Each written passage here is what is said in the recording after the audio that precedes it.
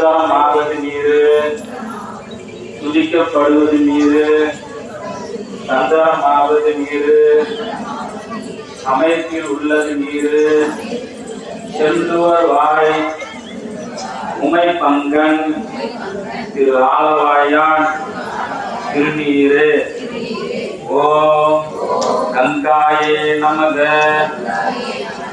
ஓம் கோதாவரியே நமக, ஓம் சரஸ்வதியே நமக, ஓம் யமுனாயே நமக, ஓம் சிந்தவே நமக, ஓம் காவேரியே நமக, ஓம் சப்தகோடி மகாதீர்த்தம் நமக.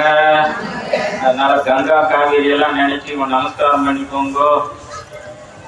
சங்கல்பம் இடது கையில வலது கை மேல வச்சு